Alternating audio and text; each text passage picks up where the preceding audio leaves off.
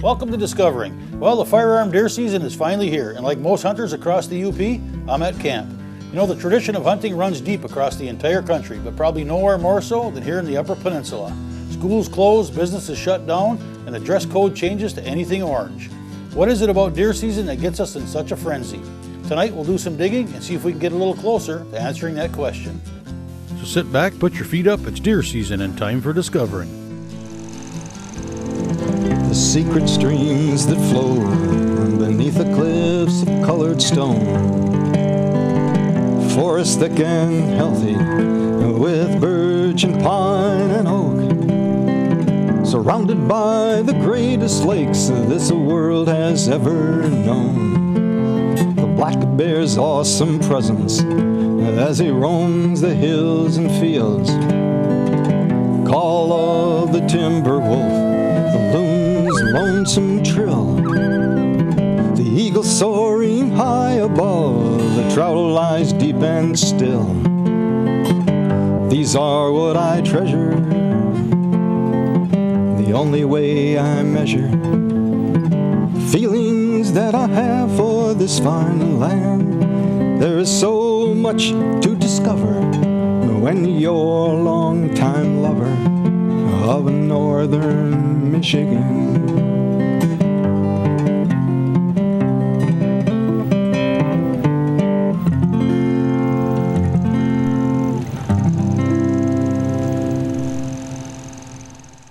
Tonight's show is about the great UP tradition of hunting and is dedicated to all the dads, moms, grandpas, whoever took us out in the woods to hunt that first time.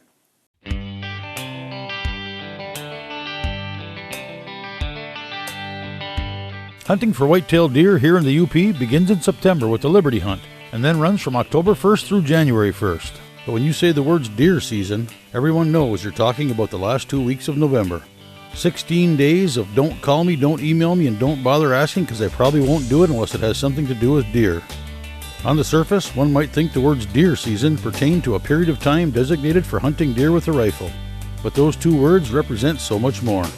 They conjure up thoughts of cold mornings, fresh track and snow, buck poles, deer camp, and tales of seasons past. It's an event that seems to spark camaraderie like no other event of the year. It's generations of hunters following in the footsteps of their parents and grandparents.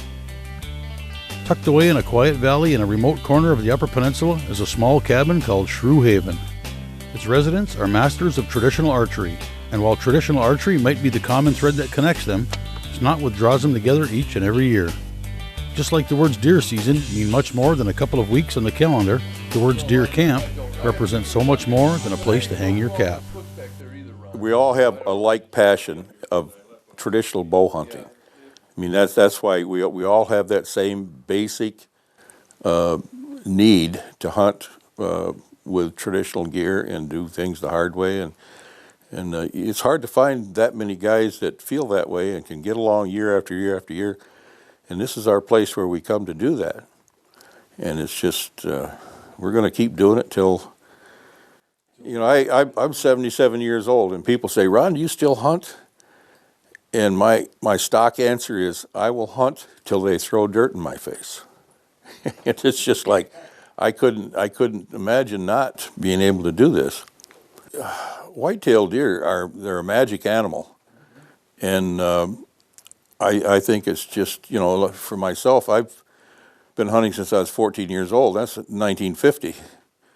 And that's a long time. It's a way of life for me, and I can't imagine ever stopping doing that.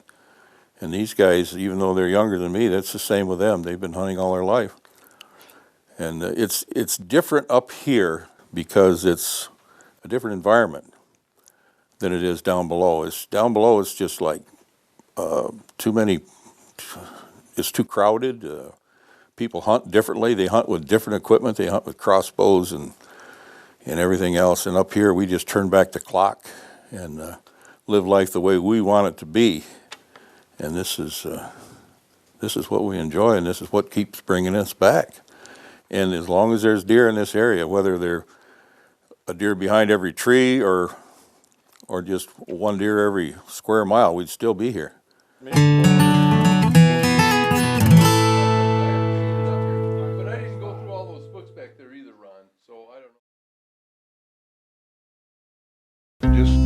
exactly like this. 1955 bear made it. Boulanger on the other side. And this is actually made it 2 years. Armstrong Creek is a special place where whitetails get real old. No one ever goes there, for it's haunted, so we're told. Years ago, a man named Armstrong came to pan for gold. Hostile Indians took his scalp and left him naked in the cold. They say his ghost is still around, that he's looking for his hair. Most folks believe the story, and no one ever hunts there. Well, I don't believe in ghosts and such. My blood's not made of milk. I just know there's bucks in there with horns as big as elk. Come this weekend, I'll be there, just me with my stick and string. No ghost is going to scare me off. I'm going to do my thing. Saturday morning in pre-dawn light, I crept along the creek. The smells were old. I heard a noise. I felt my knees go weak. A monster buck suddenly appeared through the trees upon a rise. I drew my bow. The cedar shaft flew just like it had eyes. The buck was down. His rack was huge. I needed help to get him out. I turned to leave, but something made me stop and turn about. There he stood beside my buck. He was ghostly, pale and thin. His scalp was gone. His naked body wore nothing but a grin. I was frozen in my tracks. I couldn't move or speak. I was standing face to face with the ghost of Armstrong Creek. He spoke to me. The sound was strange, like nothing I'd heard before. "Good shot, old coon," he said to me. I thought he might say more, but he turned and vanished in the shadows. My legs suddenly found life.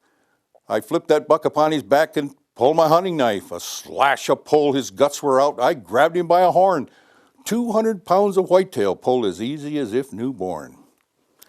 Now there's more big bucks back in there, boys, but they're not for the meek. If you think you're brave, my friend, try hunting Armstrong Creek. I love to go back and read like Fred Bear's field notes, and he talks about his classic 58, 59 hunts in Alaska. And when you read through his notes, he talks about the days out hunting and what they got. But then he talks about that day in camp. He says, I spent the day in camp, did laundry, clothes, washed up, put stuff in order. And that's part of being up here. Right. You know, I shot a deer a couple nights ago. The next day, I didn't go out hunting. I cleaned up my stuff, cooked dinner that night for the guys, stayed in camp. And that's just part of the relaxation when we're up here, is just, you know, taking that day off, because, as Greg said, that's in your schedule, and you make that schedule, and that's just part of the fun of being up here. We go back to our big cities and our big jobs, and you know, we to our big companies that work us like rented mules for the rest of the year. But this is our time to come up here and just don't worry about anything but being together, enjoying our time together, and enjoying the woods together, and the hunting, the everyday hunting. And it just, the 10 days goes by so fast. So fast. You know, down at home when we hunt deer, it's all about getting the big buck. And when you come up here, it doesn't even matter. It's about going out and being in camp, being in camp and making memories.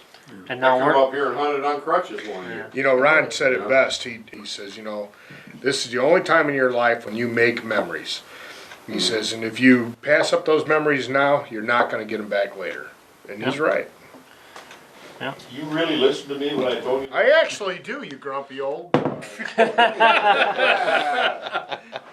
We always anticipate the idea of getting a big buck, but we haven't killed that many big bucks around here. But we know there's some big bucks around, and there's always the possibility that we might get one of them in front of us. But it's about the hunt more than the killing, I think.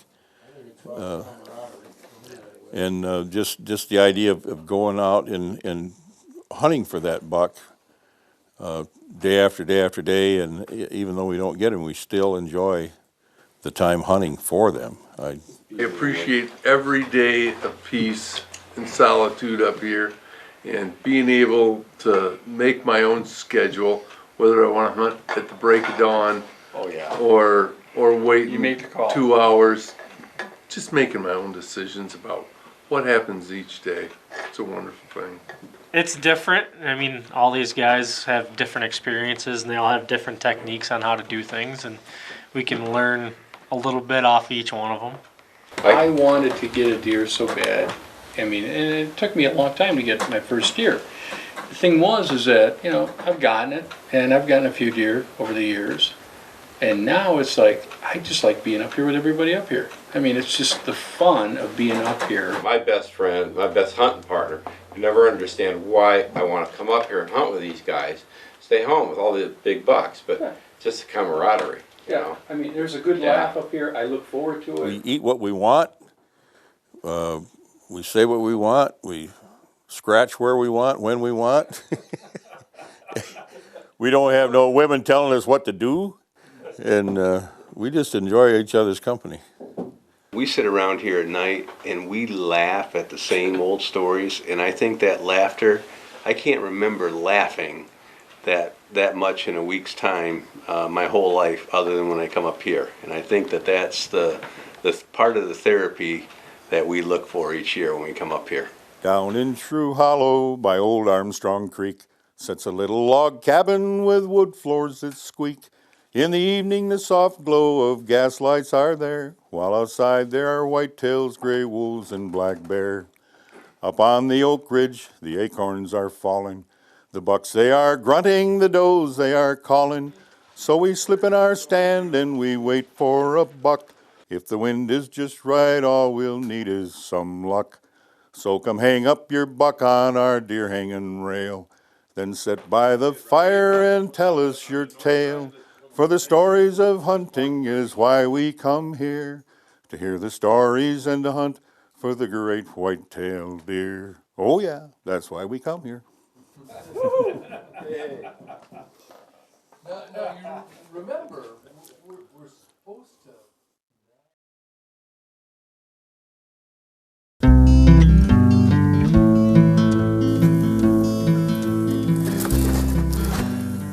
You know, many people call hunting a great sport. I'm not sure if that's a strong enough word. If it is indeed a sport, it's the oldest sport on the face of the planet. Through the years, there have been many changes. I had the opportunity to sit down with a great hunter who has seen many of those changes over the years. Meet Don Boulanger, 87, of Crystal Falls, who this year shot his 100th deer. I'm sure there are other people that shot as many deer as I did, but most guys don't keep any record. And I just happen to be a record keeper. And there's number 90, 91. I can tell you when I bought every car I bought, or, you know, all kinds of crazy stuff. I've always hunted solo. This deer is the only deer that I've ever had somebody with me. And it was kind of great that I did, because, geez, he did all the lugging and pulling, and he even cleaned it out for me, and oh man, what a great deal that was. I grew up in Manistee in Lower Michigan. My dad didn't hunt, and I didn't hunt, and I went in the service right after high school, and then I was in college, and then I came here to Crystal Falls to teach. I was a teacher here, and people I knew hunted. Well, the only gun I had was a 20 gauge single shot. So I went deer hunting with a single shot shotgun for the first couple of years, and I never got anything. And in those years, we didn't have 2 nickels to rub together, but my wife bought me a used 30-30 cheap little Stevens rifle. Well, when I got it, I thought, I need a great big gun. But I've shot practically every one of those deer with that 30-30. My dad didn't hunt, so I didn't know anything about hunting when I started in. I'd get up early in the morning and go out in the woods and sit on a stump and hope something came by. And of course, that's the way people hunted then. And then too, people made a lot of drives. You hardly hear of anybody making a drive anymore. Yeah, back in the early days, you didn't even think about using bait. That just wasn't even considered. Well, now you see truckloads of cabbage go by, and I don't know what they're doing with all that stuff. The law says about a half a 5-gallon pail full.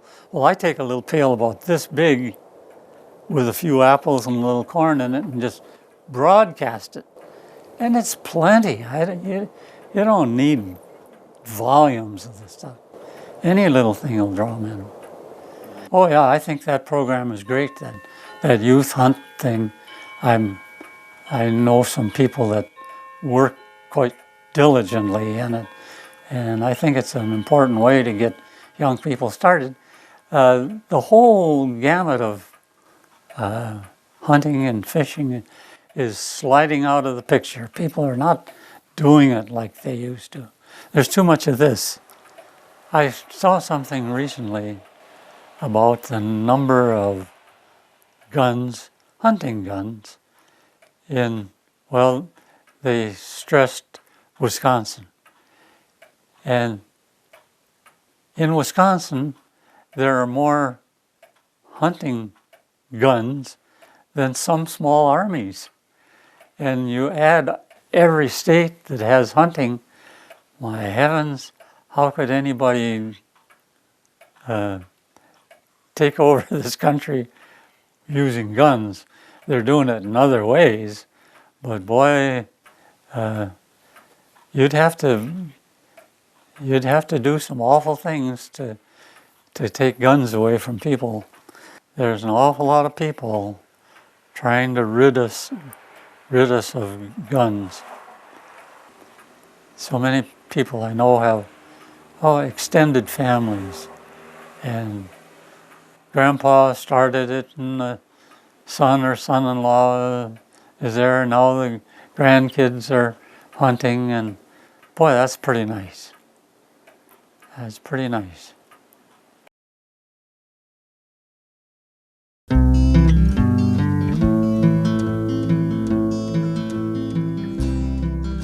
Deer hunting is not just a tradition. It's a way of life. Families come together at deer camp. Deer camp is almost like your church. It is something that's very sacred to the people that go there. Sure, you hear a lot of crazy things go on at deer camp, but that's just maybe one night, 2 nights. It's not always like that.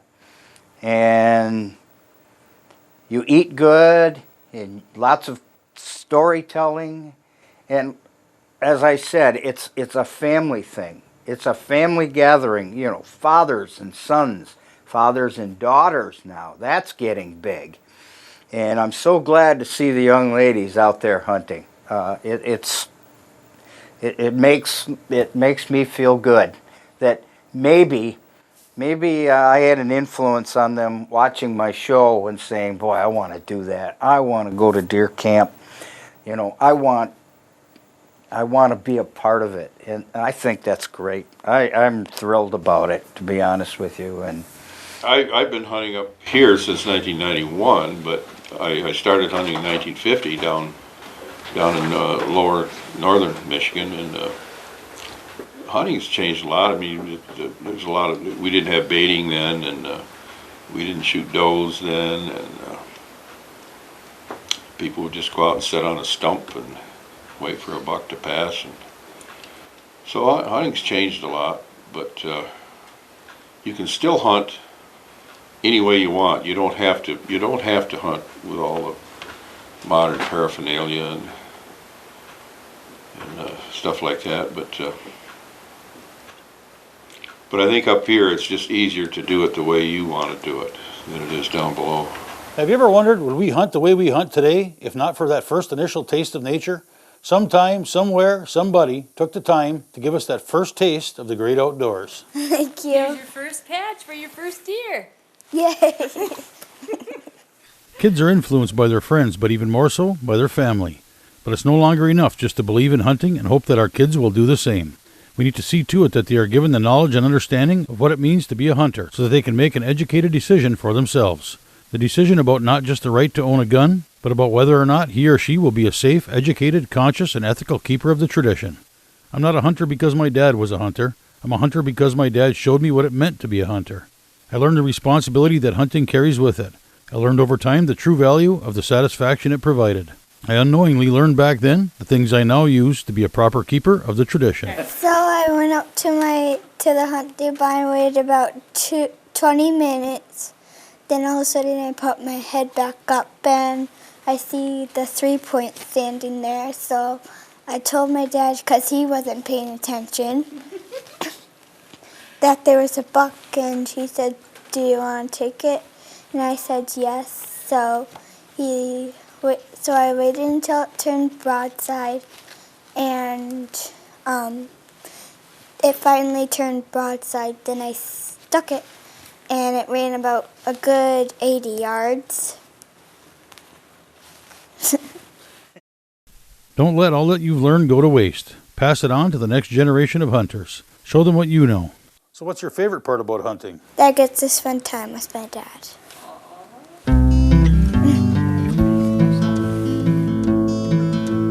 In an age where it seems someone is always trying to take away one of our rights or another, it's even more important that we stand up for and pass on the traditions of hunting and the right to own a gun. I have no interest in robbing a bank at gunpoint or holding up a liquor store, and I certainly don't want to shoot anybody. I just want to hunt, like my dad and his dad. And for those who do not believe in the sacred tradition of hunting, I hold no grudge, nor will I try to change your opinion. No amount of TV, books, or conversation could serve to enlighten you to the excitement and the sense of accomplishment those of us who hunt were lucky enough to have instilled in us at a young age. The lessons and values about hunting, the outdoors, and being a good sportsman or woman that we learned in our youth, either intentionally or by example, provide the knowledge and understanding necessary to fully appreciate this God-given privilege to hunt. And me? Well, I'm going hunting.